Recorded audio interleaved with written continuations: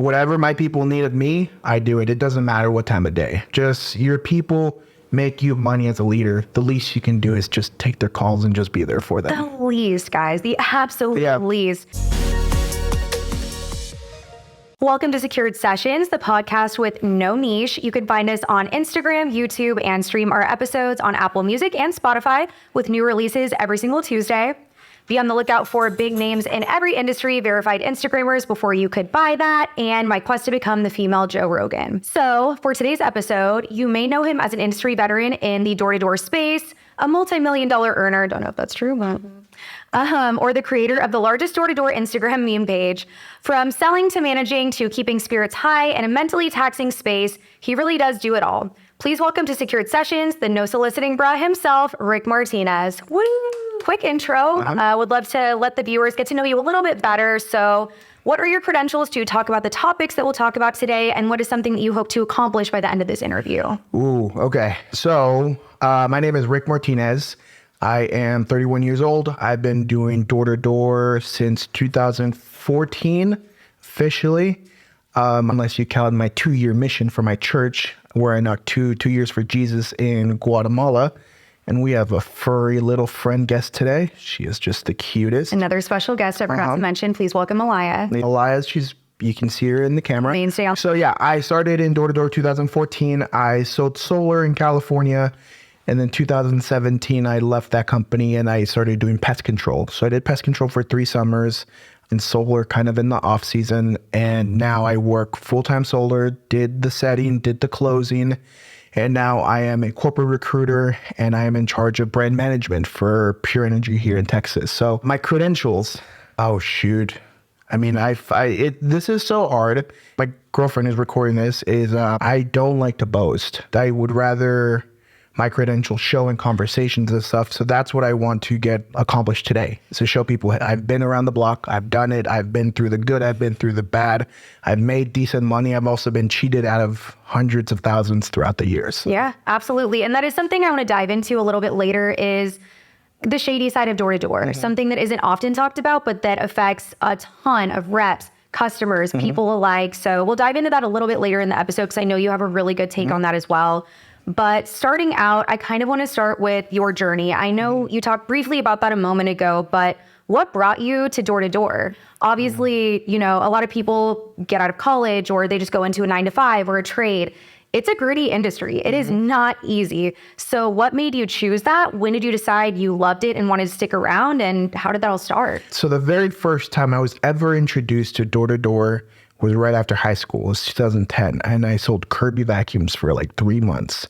It was miserable. So that was my first introduction, just having to go knock and sell vacuums. And I sold 3, but I didn't get paid anything for them. So I was like, yeah, this isn't for me. So fast forward a few years later, I just get home from my mission in 2014. I started working at an auto body shop. I was a painter's assistant, so anything to do with like collision repair work, sanding, painting, primer, you name it, detail, I've done all of that, and I probably still can. So my buddy, who got home the same day I did, he started doing door-to-door solar, maybe like a month or 2 after we got home. So for that whole time, he's trying to get me to come out. He's like, Rick, you should come out. Ricky, you should come out. Like, super fun. So one day I was like, screw it, F it, I'm gonna go. I go out on the Saturday and I got a same day close. Nice. Super, I call it luck, because it was someone who I knew from like the football boosters, right? I played high school football and I knew the lady. She was part of the booster program, super nice lady. And that was my first sale.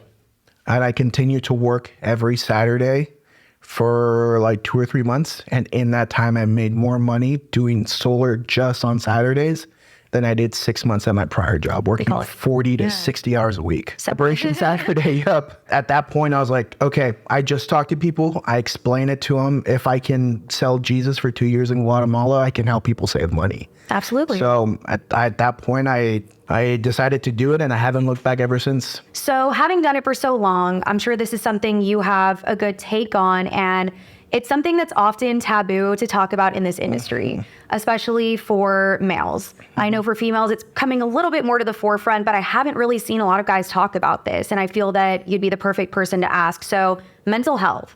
in door-to-door and sales in general. Oftentimes, I personally, as well as a lot of other reps, have been told, hey, man up, go to the doors. Other people don't have any problems. Why do you? If they can do it, so can you. And you keep suppressing those emotions until eventually you either explode, you leave the industry, or worse. You know, it can cause serious psychological issues with a lot of people. So how have you navigated that? And what have you seen as far as that kind of being pushed from the forefront? Yep. First thing I will say is that if anybody suffers from mental health or anything like that, legitimately, please go get help, right? I've done it. I've worked through it. I've also been on the receiving end of like, hey, just go knock.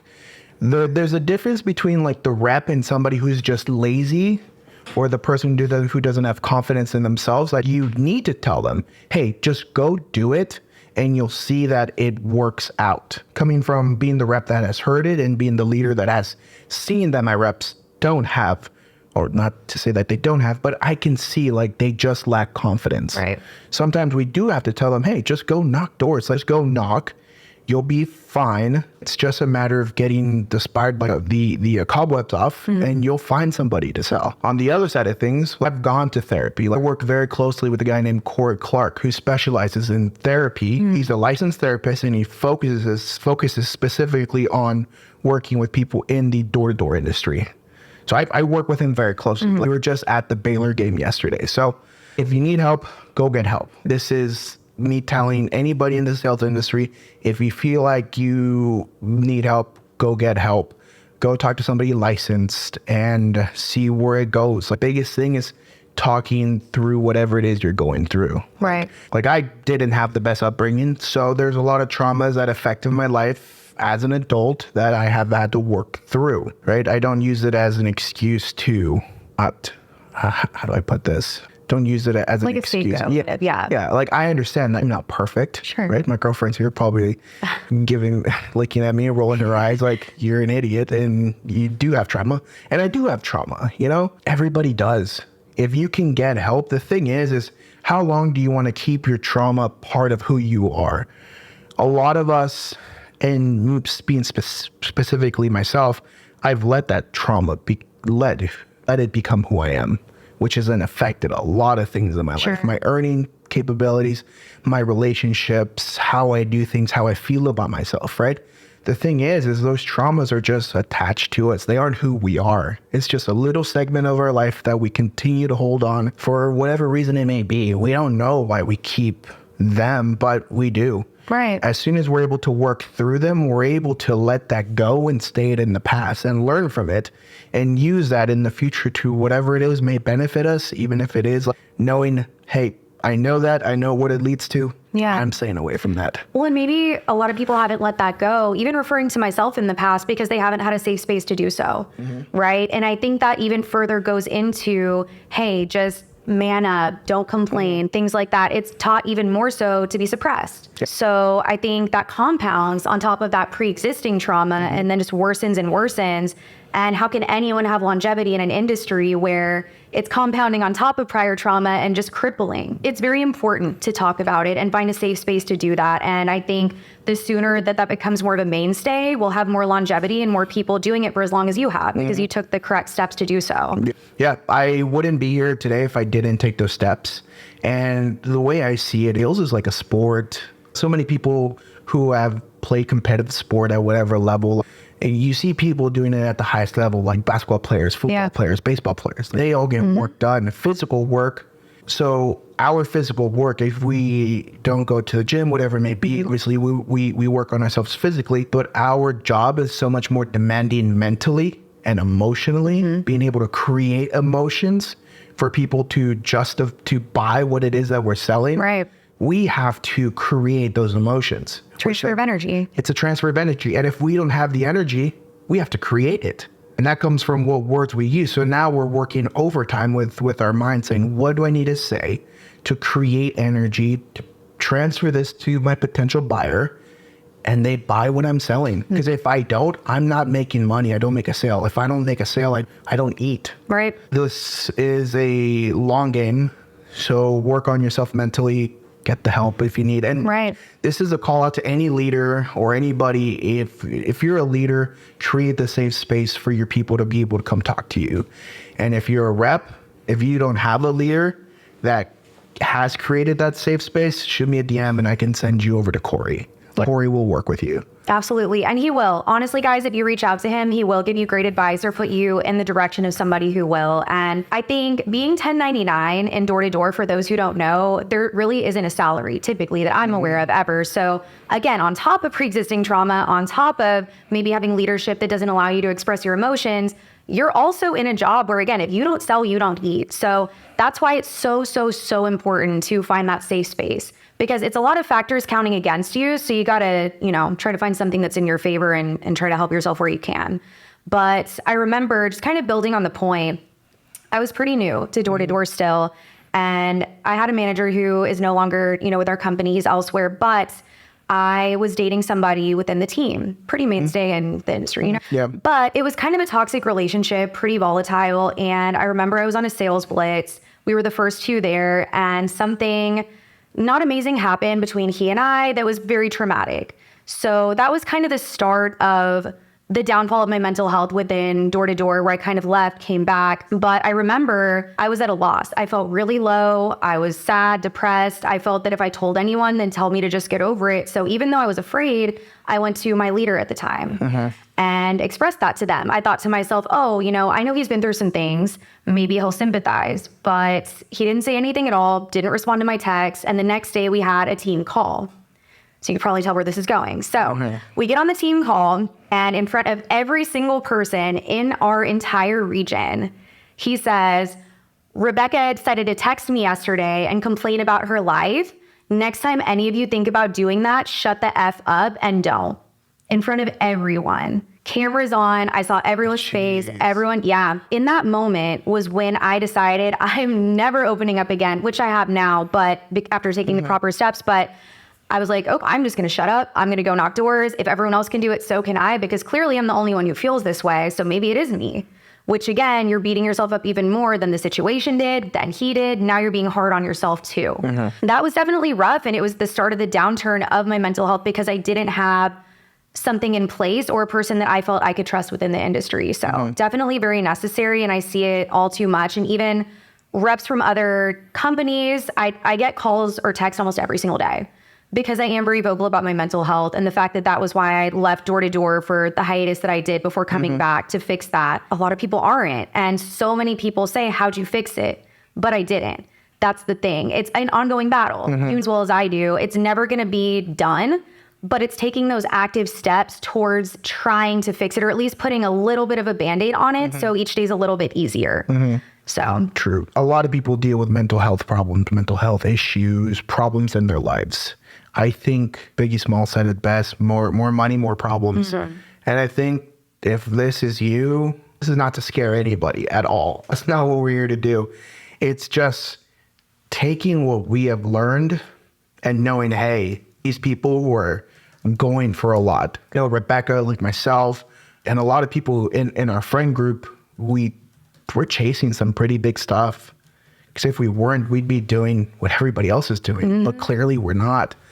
So if you want to achieve great things, and by achieving great things, I mean, with that comes more problems, and it's a bigger toll on your mental health than you think. So if this isn't you, if you can't relate to this, but you know that you want to achieve some great stuff, start setting systems, start setting processes for yourself on how to handle whenever things come into your life. The better you can prepare, you won't have to suffer like we did. Right. And motivation is fleeting. It really is, especially in this industry. But putting those systems in place ensures that you have that success. So even if you move the tiniest little increment forward every day because of those systems that you have in place, on the days when you're not motivated, you're just on autopilot. I think that's extremely helpful. I completely agree. Building on that topic a bit, I know we dove into mental health lightly. However, free time, you kind of talked about that. With this job, of course, you're working really hard, but you're making a lot of money really fast, and you're kind of your own boss. You dictate your own hours. You have a little bit more free time. I spoke to a really high-performing rep in the industry very recently. about substance abuse when it comes to sales and using that to cope with the stress of sales, using that to fill your free time. And then again, because mental health is being suppressed, you try to find escapes and ways to deal with that. Do you think that that's pretty prevalent within sales? I would say it's just around the people who you surround yourself with. Yeah. I feel like the industry is a lot of people who are from Utah, right? Predominantly LDS or Mormon, right? But you don't see that issue so much, or at least I haven't seen it as much. Not to say that I have seen it. It just comes down to, I put this, people have the worst way of coping with issues. People don't know how to react. And if something big and emotional happens to them, they just go find something to fill up their emotional batteries. And sometimes that's, substance abuse. And we've seen it with the drugs, and then they go with benders, and then here comes Monday and they're like, oh, well, I need this to perform. And now that's how you get an addiction. That's Exactly. It sucks. I've seen it. And again, like if you know somebody or if you're that somebody, please reach out to us. Like, it's not fun. I have an idea, somewhat of an idea of what you're going through. If you want help, just reach out. Either of us guys. I personally, a lot of you guys who listen already know that is something I've experienced myself. And again, it's not something that most people talk about or are open about. And it is a very taboo subject within sales or life in general. But I think the lack of fear when it comes to being open about those things can help so many people. So I think so many people in the industry will talk about their wins, but nobody really posts about their losses. And it's huge because I've felt alone so many times. You'll see people posting, I got 6 deals today. Oh, I just got a promotion. Oh, I'm a manager now, but nobody talks about, oh, I couldn't get out of bed today. I was so depressed that I couldn't even move. I want to answer the phone, but I can't bring myself to do it and I need help. What would you say to those people? I know obviously seeking help is important, but I think it's just so important to really reaffirm that so many other people feel that way and just don't say it. There's a lot of people who do. I myself have felt it in different parts of my life. It sucks. One of the things that has helped me tremendously throughout the years is I follow this guy named Andy Frisella. Yep, I love him and his stuff. His stuff has helped me become the person that I am today. His biggest thing is the power list, right? It talks about just 5 things that you're going to do today. So what I've done in preparation for those super low days where I don't want to get out of bed is I go and I set 5 things that I will do today. And I write them down. I go about my day and I make sure to hit all 5. When I get home at the end of the day, if I hit all 5, I write a W on the top of the page. And then I have bought in like big yearly calendars, ones that flip up. Yes. So if I win that day, then I go to the calendar and I write a W on that day. The reason this is super important is there will come a time a few months down the road where you're like, I feel like absolute shit. I'm a loser. I don't want to get out of bed. And if you can go and see all those W's, for me, it's shifted my mind from like, I'm not a loser. Look, I've won all these days and I've compounded those wins. Once you start winning days, you start winning weeks. Once you start winning weeks, you win months. If you win enough months, you win the year. If you win enough years, then you're winning at life. Doesn't mean that you don't experience losses along the way. Like the greatest of all time people who we look up to, Muhammad Ali, Tom Brady, Ronaldo, Messi, all these people who have done anything significant in life have taken major losses. They just don't get down on themselves. They just go back to work and they know that, hey, it's going to suck right now, but it's not going to, I have the choice to let it suck in 5 minutes or not. Agreed. And it's the systems, exactly like what you were saying. That's a system that you have in place to assure success, or at least incremental success on the days when you don't feel like it. And I think, like you said, with all of those people you just listed, it's not that they don't fail. It's not that they don't have rough times, but it's that they keep going. They don't give up. And that's what I see very often in door-to-doors, people with a lot of promise, but they might even have grit initially. But you have a day where you bagel or you don't sell anything. You have a day where people were particularly rude to you, maybe even your manager, whatever that might be. But it's the ones who keep pushing through that. Shay Wisdoms, man, she is a prime example of that. Those of you that don't know, you should definitely check out her Instagram. But I remember she started on my team and we were training together. And We were knocking, and this girl did not give up. She would have lows, she would cry, but she was leaving sticky notes on people's doors. She would do anything that it took, and she pushed through, and now she's immensely successful and deserves every bit of it. So massive. Massive shout out to Shay. Absolutely inspirational. Really inspirational. Insane. I mean, we all have those days. One of the things, again, my girlfriend's recording this, and sometimes she has a really bad day, and she, I don't know if she hates this, but she's like, I didn't get anything. And my thing is, well, did everything you could do today? Did you do everything you could that was in your control to do? And if she says yes, and you did everything, but today's a win. Yes, you didn't get the results that you want, but the results will come. And you've had weeks where you have 3 spots in a week, and then you go 2 weeks without a sale, and then you pop off 3 to 5 in a week. Just about being consistent. I agree. And I have reps on both ends of the spectrum. So I have some where they've had really hard weeks. And again, you don't sell, you don't make money, but they stuck around. And then one in particular just had his first 10 spot. And I know he's good, but I think sometimes it just takes that breakthrough moment. And the ones who don't wait for that will never have it. Nothing worth having comes easy. And then I also have had reps in the past where they'll complain, oh my gosh, I'm not making money. I'm not doing this. I'm not getting deals, but they're not knocking. Yep. So it's like, do you expect the door to come to you? Yep. You got to get out there and actually try in order for that to come. So I think that's the most important thing, is taking inventory of what you're actually doing to obtain those goals. You might think it's hard, but are you actually working as hard as you could to obtain that goal? And if you are, then okay. But if you're not, let's be realistic. So everybody focuses on the outcomes, but sometimes people wing it and they get the outcomes that they want. I would rather take the person that does the inputs every single day, because they are dependable. They control everything that they control. I've said this before. I will take the rep with the slowest start. I will take the rep that has the slowest start, doesn't make the most sales when they first start, but they have a morning routine. They go to the gym. They practice their pitch. They show up early. They stay late. These people, I will drain my bank account and put all my money on them, comparative to the person that comes in and gets lucky. Because the person who gets lucky, eventually, I mean, we've seen it. You may start off hot, but then you're going to drop. Absolutely. And I completely agree with that. And for me, with my reps, I always tell them, what you give me, I will give back to you. If you give me 100%, I'll give you 200. And again, I will put everything that I have into that person as long as I see that they're trying as hard as they possibly can, because they deserve it. And it's a hard enough industry as it is, and they deserve the help, honestly. Last, kind of rounding out on that, something that I'll tell a lot of them as well is when they're down on themselves, having a low day, but they have 150 installs year to date. It's not coincidental that you have 150 deals. It's no coincidence that 150 people decided to give you their personal information, sight unseen, and sign up for a security system, right? And it's so easy on the days where everyone tells you no to say, oh, was that just by coincidence? No, absolutely not. It's just the law of averages.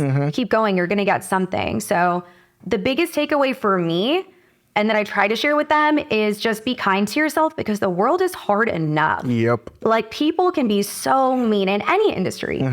And it's just so important to be easy on yourself and not be like, oh, I didn't knock today, I'm a little bitch. I didn't get a deal today, but everyone else did. I must not be good. Don't do that. Be kind to yourself. That's so, so, so important. I get this told a ton. I need to love myself. And that comes down to, yes, be nice to yourself. Just understanding, hey, we're not perfect. We have good days, we have bad days. But when you think about it in retrospect, you think about there's the trauma, very traumatic experience, you have your bad days, and then you have your really good days. The only reason you think of anything negative at that point is the traumatic experience. You don't think about the day where you got chewed out for 2 hours. No, you think about the next 2 hours where you got 2 or 3, and in that time frame, you've completely forgot about that. So in hindsight, the bad days and the bad little times, because they are only a short amount of time, there's one thing I can say, and I know without a shadow of a doubt, is that whatever you're going through, it will pass. There is light at the end of the tunnel. It's always darkest before the sun rises. Whatever analogy, metaphor you want to think of, it will pass. Just got to be patient. Absolutely. I completely agree. And easier said than done, but neutrality is so important. Just know when people tell you no, when they yell at you, when something goes wrong, it says nothing about you and everything about them, and you're never going to see them again. Yep. You will never see them again a day in your life. I tell my reps to act as if they never even answered the door. Pretend they didn't answer. And it's easier said than done, obviously, and it comes with time, but it's helped me immensely, and just not internalizing it. They don't know you. They don't know what kind of person you are, things like that. It's just on to the next door, see it as a blessing. You're wasting less time there, on to the next. Yep, so 100%. Extremely important. Kind of rounding out the discussion on mental health, because I feel that these things go hand in hand. I want to talk about gender roles in door to door and how you feel that evolution has kind of gone, but also the disparity. Do you think that there's still that stigma that women sell maybe because they're flirting with the customer, or that they sell just because they're cute? Do you think that stigma still exists? No, I have seen some beautiful souls outsell the guys. And that is not to say anything about their physical beauty, but like I've seen women who they struggle with men. They struggle like getting dates and stuff, but they will go outsell every single dude. It's just a matter of who's willing to work harder. For example, like Sully. We all know Sully, just complete badass in the industry. Has broken every record you can think of. And no, she does not flirt. Absolutely. She goes to work, and this has come from high leadership within our company. It's Sully will outwork anybody. And that's just what it comes down to. Absolutely. And I've seen the industry shift the last 3 or 4 years to where now what's being promoted is people's work, not, oh, I'm friends with the owner. I'm friends with the regional, right? I'm friends with the other person. In the last 3 or 4 years of the industry, I've seen that the things that should be recognized are finally being recognized, like the work, the production, the people's hustle, right? Doesn't matter what race or what gender they are, just whoever performs the most gets recognized. Doesn't matter that, you know, the owner, your regional is your best friend, or your manager's your brother-in-law or family. That stuff doesn't fly anymore. You earn your seat at the table, and everybody at that table has earned their seat. And I think what should happen, and we will be seeing this a little bit more in the future, is just because you earned your seat at the table doesn't mean that you get to sit there forever. Agreed completely. That's another thing that's extremely prevalent, and I won't touch on this too much, but people who get to the top and stop knocking, stop working, and stop leading from the front. I see that a lot in the industry. Fortunately, not, anyone close to me, but a lot of reps on the lower level kind of moving up will see that. And I've heard it from them. They'll say, oh my gosh, well, this person used to sell so much. Now they don't even knock. How am I supposed to listen to what they tell me when they're not leading by example? They want me out on the doors, but they're on vacation in Turks and Caicos, which of course they've earned. Don't get me wrong. They've worked their way up, but it's like getting there and then forgetting where you started and forgetting that initial grind and being so disconnected from the people just starting out that I feel it can cause the whole thing to collapse and cause attrition. Yep. I feel a little called out right now. A little bit. So, yes, I haven't knocked in over a year. I guess I haven't had the need to go knock to make money, right? I've earned I've earned the position of like where I bring teams on. Sure. And then myself and my corporate leaders will go out, we'll train them, we'll get them going, and then they go do what they do. But you're still in the field, though. You're still doing training and everything like that. Yes, I develop leaders. Right. That's my thing. As I develop leadership, I can do the sales stuff, but I've seen more of an impact developing my leaders into better leaders. Sure. And then my role in the corporate side, because I'm 1099 and I'm salaried right now, is I work on brand management. So all the podcasting, all the video, all the social media stuff, the brand exposure for the company, that's been me. Sure. So yes, I do feel bad some days, but other days it's, if the work I do right now, it allows people to see us in a different light, which then allows me to bring more people into the company and increase competition, increase production, and just give people like a way better opportunity. I think that's still working extraordinarily hard. That's not exactly what I was referring to. I kind of meant the people who are completely hands off. They don't do a single thing pertaining to the team or training. That still sounds like a lot. And it sounds like a really integral part of the business. I don't think you are one of those people at all. I think you definitely still work extraordinarily hard. That was not a direct at you, I promise. But no, I think like there's different levels. You are still involved and you are still hands-on and you are creating the leadership, which in turn creates that trickle-down effect down to the reps. So you are very much there. I think for me, what those reps are referring to specifically and myself is people I know exactly who you're talking about now. Yeah. So it's like, okay, we have all these problems. Who do we go to? We look up to this person who once sold so much, and now I haven't even seen them on a call. I haven't heard from them. They haven't checked on me. They haven't sent me a text. You know, I don't see them visibly doing anything for the team anymore besides just kind of cashing in. Yeah. That's more so what I meant. For you, I would never, ever say that. But that's kind of, I believe, what causes the resentment. Yeah. Is the lack of doing anything and just cashing in a check. Yep, 100%. Yeah, it's, as a leader, and this is how I feel about leadership. Leaders just have to be there for their people. My girlfriend can attest to it. How many times I've picked up a phone call at 11:30. We were in Houston on a blitz, and one of my buddies who works for a different company got some pretty bad news. And we left our hotel at 12:30, and then we didn't get back until like 4 a.m. Oh my gosh. So whatever my people need of me, I do it. It doesn't matter what time of day. So just your people make you money as a leader. The least you can do is just take their calls and just be there for them. The least, guys. The absolute least. I remember one of the first times I ever saw you and Sully on social media. I think it was maybe a blitz. And I think someone's relative had passed and you guys all learned a haka for them. Oh, yeah. So Jerem is part of our team here in Waco. Is from New Zealand. And this was 2021. COVID restrictions were still really bad in New Zealand. And his grandma passed away. Well, his grandma was the person who basically raised him because Jerem's parents were always working. And the hardest thing was for him not to be able to go home. And Jerem's one of those people where he'll show up. Like I show up, but Jerem goes above and beyond. He manages a team. He rolls around in his truck with 2 coolers filled with drinks.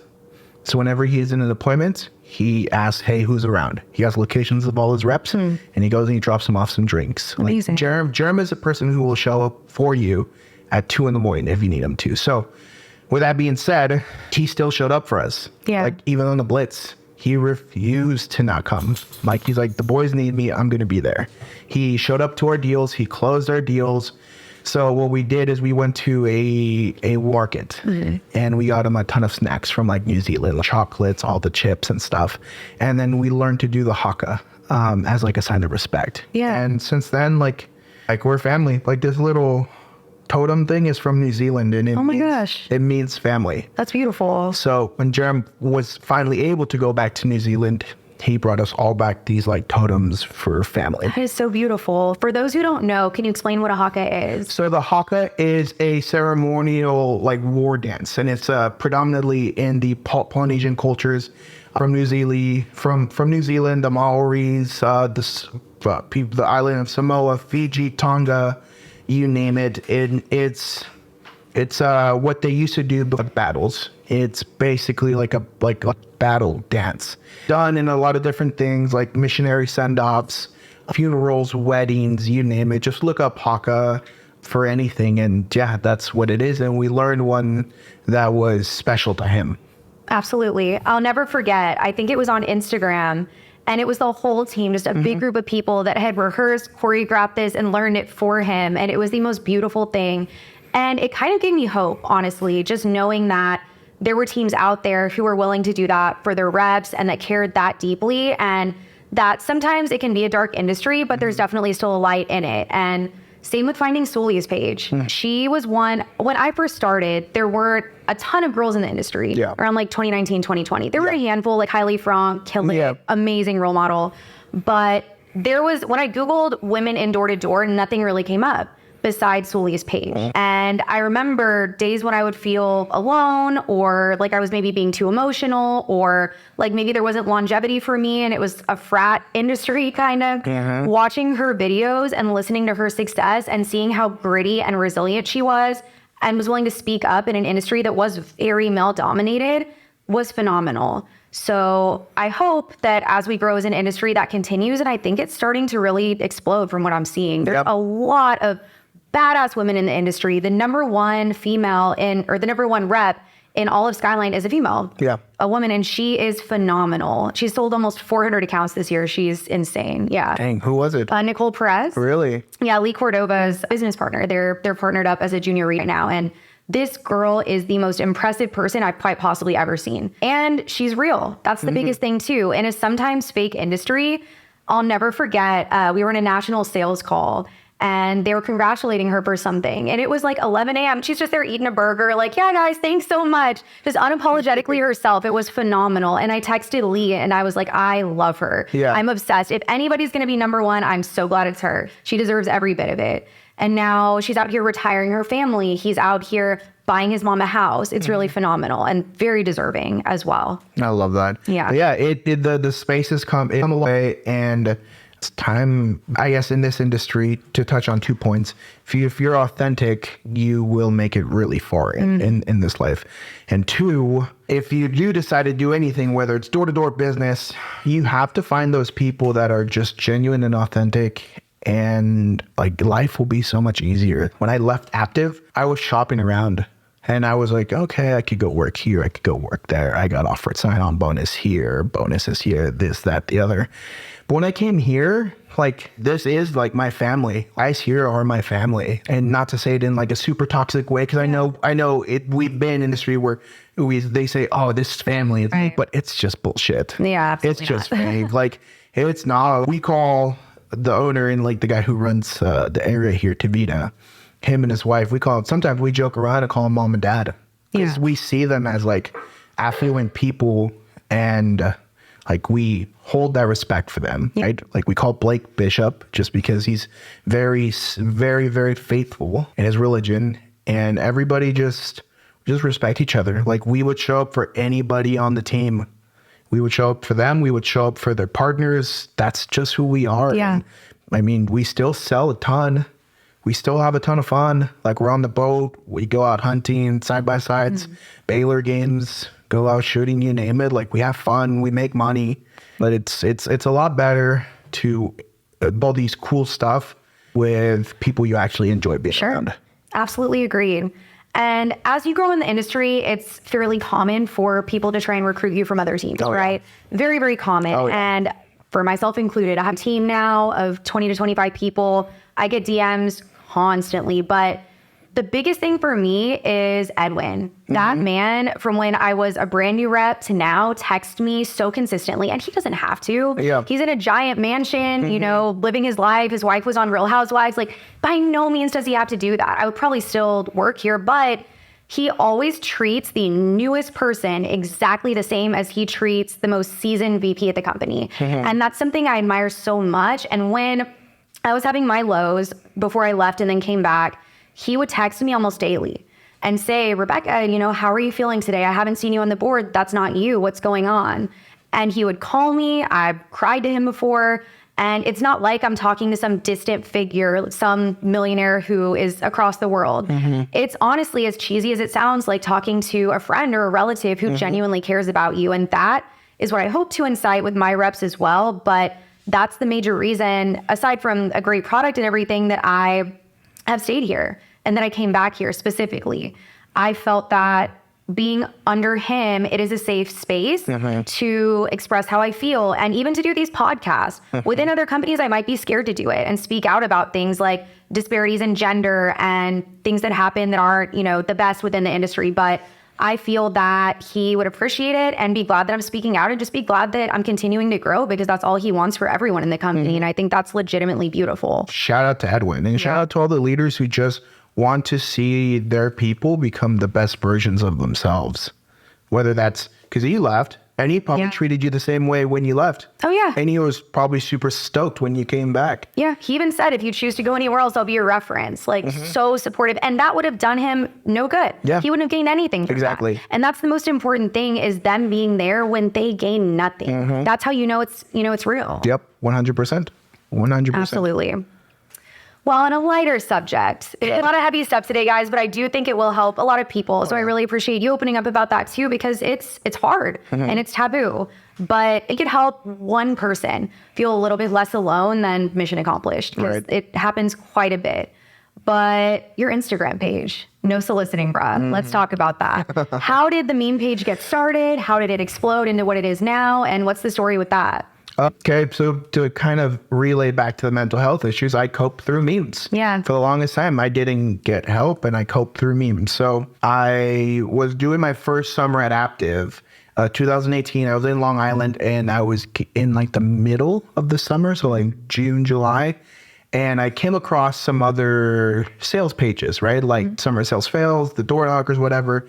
And we all related to the memes because it's like, that's exactly what we're going through. And I was like, oh my gosh, not only is there memes, but there's memes about door to door.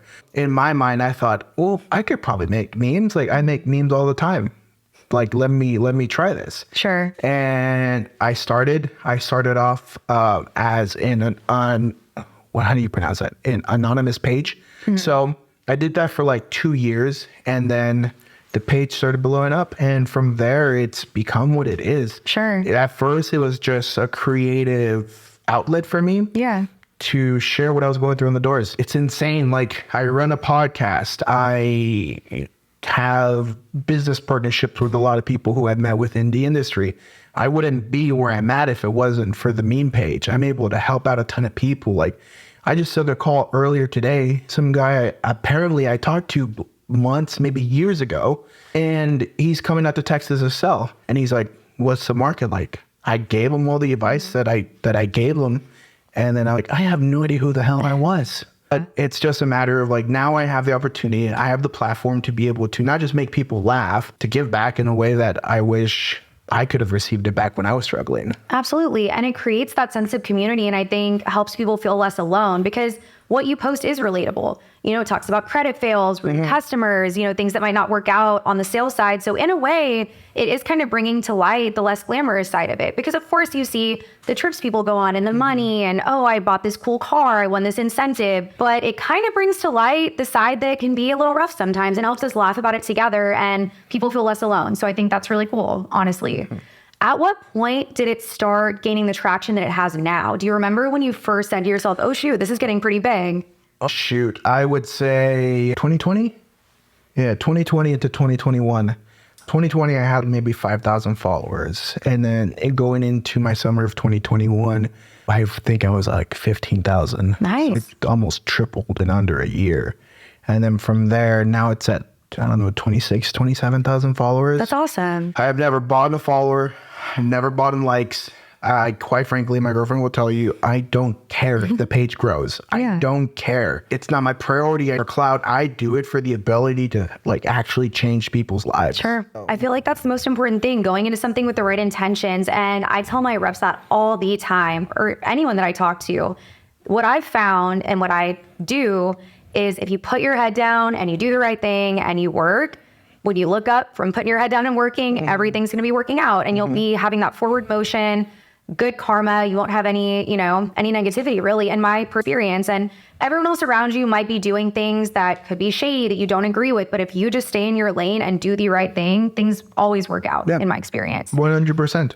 It's good karma. It may not happen the way that you want it to, but again, going back to like what me and my girlfriend talk about, is if you do what you need to do, everything's going to work out. Exactly. The hardest thing is, I hate this because I also fall victim to it, or I let myself fall into it, is the comparison game. We start comparing ourselves to others. We start, oh, well, that person's shady and they're doing 3 times my production. Maybe if I do a little bit shady, then my production will go up and I have a little bit more money. No. It's just doing what you need to do. If you do clean business, you'll be in business for a long time. Agreed. I think it's really important to note that as well. And another thing I'll say constantly is, if you have to lie, if you have to deceive, if you have to flirt with the customer, if you have to do anything outside of the scope of ethics, good ethics, you're not good at your job. You're not a good salesperson. I will openly say that till the day I die. If you have to be deceitful or flirty or whatever that might be, you're not good at your job, and it's bad karma, and there's no longevity. You should learn, if you can, how to really sell. Ask for help. you know, we shouldn't have to be lying, making things up, or deceitful at all. And I'm sure there's people around you. If not, reach out to myself, Rick, whoever that might be, and they can help. A clear sign is if you're wondering if this is you or not, how many phone calls a day do you get from customers complaining about being lied to, deceived? My phone never rings. Yeah. Very rarely. And if my phone rings from a customer, they say, hey, Rick, I have a friend who's looking to do it as well. Exactly. My phone does not ring for complaints. Because again, if you do sales the right way, you're getting referrals, not, hey, I'm pissed off. And not to say that I don't get these calls like every so often. Sure. But most of the time right now, it's like this one recent one down in near like Round Rock. He's like, Rick, I got a bill. I'm like, hey, Jeff, did you forget to switch over your power company to a buyback program? And he's like, oh, like, see, Jeff, Right. I told you this. I told you this in the beginning. Oh, Jeff. Told you, Jeff. And then he goes and he changes it 2 months later. He's like, oh, it's working perfectly fine right now. I'm like, see, that's how it should have been done. Yeah, absolutely. And I think the biggest thing to note is you gave them your phone number, Yep. right? Let's start there. There's so many people where they'll even be like, sayonara, never talk to you again. But starting at the very, very, very beginning of an ethical sale and a transaction, they had a way to reach you. So that's huge in itself, and something that I feel can be left behind in the industry and kind of undervalued, but it's so important and can lessen issues and give you referrals as well. So what would you say is the biggest misconception that you'd like to clear up about door-to-door reps in general? I know obviously sometimes people have someone knock on their door, they're immediately annoyed. They might think they're annoying or scammers. I know those are some misconceptions, but for you personally, what would you say? It is a real job. Like you can make it as real as you want to, like in any aspect or any industry, like pest control. I know guys who have started knocking doors to like living in Utah that now live in different markets. Like I have buddies in Nashville, the Carolinas, Atlanta, all these cities, and they own their own pest control business and they employ people and they're able to do these things for other people. Like they are literally boosting the economy, and that's from knocking a door. That started from just door knocking. Yeah. Right? You know, there's other guys in alarms, right? Like who have started their own dealership that now like Edwin, right? Bring people in, like all these people who we admire in the industry have taken this as a real job. Yeah.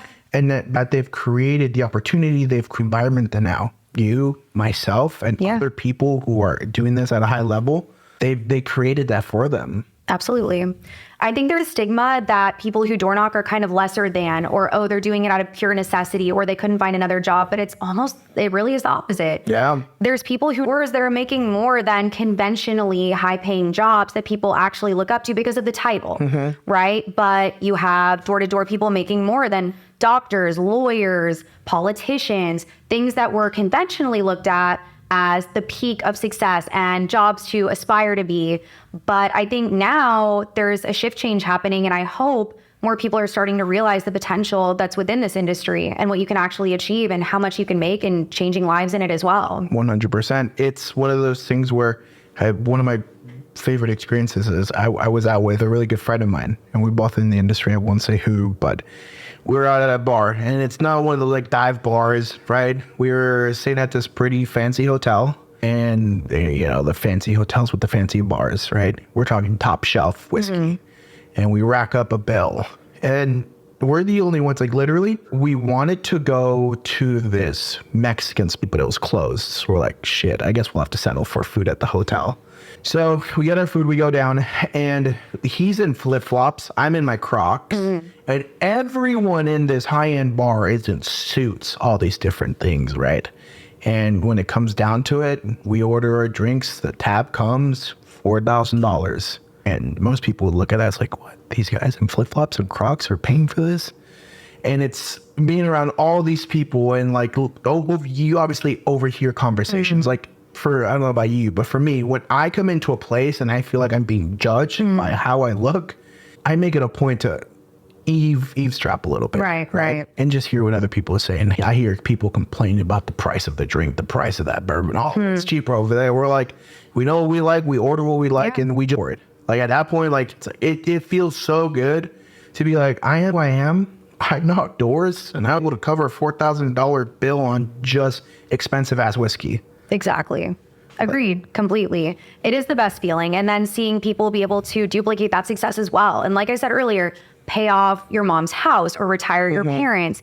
It's such a beautiful vehicle to do so many things and also fund other passions as well, which kind of leads me to my next question. Life after door-to-door or growing within door-to-door to kind of create a future. So what would you recommend, or what do you feel has been the best vehicle using that money to grow even more? My plans in the next year or so is to create my own social media company. Woo! Yeah. It'll be fun, right? Thank you. To be able to do these podcasts, to be able to do these things. But I'm able to do this because I've learned it. Like, thankfully, the people here at Pure have given me the opportunity to do all the podcasting stuff, to do the videography, to do the photography, to do the graphic design work, to where now I know how salespeople are, what they'll like, which then pushes me to then create something that they would like, but something that they would be proud of. I understand the market and I'm creating something for that market. Absolutely. So if I can do that for my guys, and salespeople are the pickiest people on the planet, Yeah. I can probably do it for anybody else.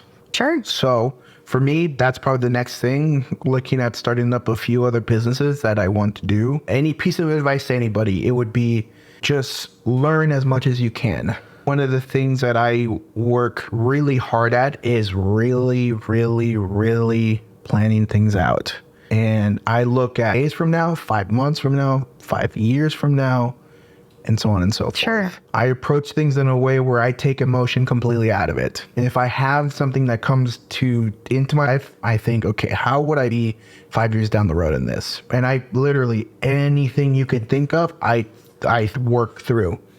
Once I have that plan and multiple plans, because I like to have backup plans, I bring emotion back into it. And if I feel good, like the emotions of feeling good are just feeling telling you, hey, it's your intuition. That's saying, huge. hey, that's you're good. You're good to go. Now go. I don't like to use the word emotion when I say, like, I bring emotion back into it. I operate with enthusiasm. Sure. I'm excited. I work with that. For me, emotions are something that a lot of people can't control. So if you Right. can't control your emotions, just be excited about it and just go. Absolutely. Intuition's huge. And that's really what brought me to the space. Knowing that I went to school and was in med sales and coming into this industry, I was scared, of course. But something in my gut told me, and I told my parents this too, they were terrified. But I told them, I know it's the right thing. I don't know how to tell you. I don't have proof yet. Yep. But in my gut, I know this is the right move for me. And sure enough, it was. So intuition is massive. Yep. I get that all the time. My mom and my older siblings told me to quit years ago. Yeah. I wasn't making money for a good little bit. They're like, just go get a job. Get a real Yeah. job, right? Like, your friends are doing this, your friends are doing that. I'm like, I'm not my friends. Like, yeah, they're my best friends. I love them, but I don't want to do what they do. And now, I mean, all my siblings, they all ask for help in some aspect of their life because Right. they see that I've taken the risk. And it was my intuition. I just knew that if I stuck it out, I was either stupid enough to stick it out and it would eventually work out, or I just trusted myself enough to stick through it. And at the end of the day, I am stupidly optimistic. Delusional optimism. Yes, I talk to my friends about that all the time. So Yes. it's funny you say that. Yeah. Yes, I just like, it'll work out. It'll work out. But again, it's my intuition. Yep. But intuition also comes from, like, reading books, understanding business, like doing all these things. Like, your intuition can change and your intuition can improve based upon what you actually learn. Absolutely. Like, I have taken the time to read a ton of books about a ton of different stuff. Like, I don't read a book from cover to cover. I look in my library and I see, I like that book. I open it up, I look at the table of contents and I want to learn about this chapter, and then read that chapter. Yeah. Like, that's how I learn. Like, I don't read to read. So mine has served me because I've continuously fed my mind a ton of knowledge. So my intuition knows, hey, you've read this sounds good, go for it. Sure. Absolutely. Rounding out with the last few questions, something that I've been asking in every single interview thus far, the whopping 3 to 4 that I've done. Yeah. If you had to start again completely from scratch, $0, and somebody gave you $1,000, what's your first move and how would you rebuild everything that you have now and try to hit $1 million as fast as you possibly could? What's number one? What are the steps? Number one, if I was given $1,000 To rebuild everything. rebuild everything. I mean, it's as simple as an iPad and just go finding people to work with. Yep. Finding some way of direct sales. Sales would be it. I would first start selling. And as I start to sell, I understand, hey, I'm good at this. Now I need to get into a better vehicle. And then I would just surround myself with people who can take me from wherever I'm at to a higher level. I firmly believe that if you're surrounded by the right people, your income has no limit. Absolutely. Where would you find those people? How do you personally recommend? Because there might be people on here, and I get reached out to about this a lot as well. How do you recruit? How do you have retention? How are you not having people leave? My personal advice to people typically, and I'd love to know your take on this as well, is don't beg people to come work for you. Let them come to you. And as crazy as that sounds, law of attraction's a real thing. And man, as soon as I was mentally good and ready, people just started showing up. 1,000%. But it's like, how do you expect them to put in the effort on the doors for you when they won't even approach you and you're coming to them? When I first started my team that I have now, I had people come out to Dallas. Because if they won't even come to a different city, do you think they're really going to be knocking doors? Yep. 100%. So just see how dedicated they are. But what would you say? Yes, I mean, I love the fact that you brought up the law of attraction. I believe in that 1,000%. We operate and I recruit in the sense of like, look, we're going to win. If you want to win, we're here. If you don't, cool, dude. I wish you the best in everything that you do. I'm not going to lose sleep over recruits. Like I just recently had like a very, very sad experience with some who were threatened with a lawsuit if they left their company. And I'm like, and I had to make the adult decision just to be like, hey, it's not meant to be right now. I still text them. I'm like, hey, dude, I hope you're killing it. I hope you're doing everything. Once you get everything squared away, just let me know. Sure. People will come into your life and you will find yourself around the people that you want to be around. That's the thing is, as you work on yourself, people will see you and they'll want to do what you do, but they won't find you unless you're doing the things that you're supposed to be doing. And that people see that and they're like, oh, dope. Rebecca's dope. She's doing all these things. She's like living the life. She works super hard. Let me ask her. These are the people that you know for a fact. If you tell them to jump, they'll ask you how high because they trust you. Because they've seen you be consistent day in and day out, right? Exactly. Now, if that worked for people coming to you, why wouldn't it work for you to go to the next level? Right. As you continue to, you start doing things, you start going to places, and then eventually you're going to overhear a conversation. You're going to be like, hey, my name is Rebecca, or my name is Rick. Nice to meet you. I couldn't help but overhear you guys were talking about this. That's it. Yep. I completely agree. When things go wrong or what you might think is wrong or don't work out, I promise y'all, it is for a reason. Every single time, no matter how painful, confusing, it won't make sense. But I promise you it's leading you to where you're supposed to be. And eventually you'll be like, oh my God, I'm so glad that happened. It makes all the sense in the world now because it brought me to where I'm supposed to be with the people I'm supposed to be with. 1,000,000%. You know, when things don't work out, don't resist it. Let it happen. It is meant to be that way. And I promise you, it will guide you to where you're supposed to be. If you guys believe in that or not, man, I've witnessed it far too many times to not believe in it. Life happens for you, not to you. I heard this quote, and it's actually from Marvel movies, stupidly enough, from the newest movie or the newest Black Panther movie. He said that the most broken people are the ones who create the best leaders. Wow. That struck a chord more. I'll explain that to you later, exactly why that did. But man, that's nuts. Talking about law of attraction, that's crazy. I completely agree. I think if you haven't been through the struggle, you can't appreciate the light. If you haven't had lows, you can't appreciate the highs. And the lows might feel awful. They might feel hard. They might feel insurmountable sometimes, but they always are. And it's the ones who keep going, just like with door to door, with life in general, that have success and happiness. And it doesn't mean things are always going to be easy. But man, do you appreciate the good times so much more. So, no, I completely agree with that. Last, I know you kind of touched on already what's next for you, but if there's something that you could say to someone out there who is struggling mentally, it might be their first day on the doors. They might be struggling to think, is this for me? They might just be at a pit in their mental health and feel that there isn't anyone that they can reach out to. Even if it were you, when you were a year low, what would you say to that person? This is what I did. I used to record messages to myself. Yeah. I would talk to myself in the future. I would explain what's going on and just be like, hey, this is where we're at, dude. And I would talk to myself like, hey, man, we're in this situation. This sucks. Yeah, don't ever do this. Don't ever do the thing that you did to put yourself in this situation. And then from there, just take it one step at a time. Find the littlest win possible. Even if it is just tying your shoe correctly, double knotting it, find the wins in anything you can and build off of those wins. Doesn't matter how small it is, just find a win anywhere and just keep stacking. You'll see that your attitude changes. You'll see that life starts going your way and you will come out at the other end of what you're going through. Just take it one step at a time. It always gets better, guys. Even when it doesn't feel like it, when it feels the absolute, literal darkest, I promise you it does. And you'll be so glad that you kept going. Oh, yeah. So glad every single time. All right, guys. Well, we're going to go ahead and wrap up. I think we all gained a lot of value today from talking to Rick, a lot of insight, and hopefully anyone that's going through anything, whether it be in door-to-door or just in life in general, I hope this helps even 1%. Thank you so much for tuning into Secured Sessions, the podcast with absolutely no niche. Remember to follow us on Instagram, YouTube, Apple Music, and Spotify to see which name we bring on next. Love you guys. Until next time. You guys.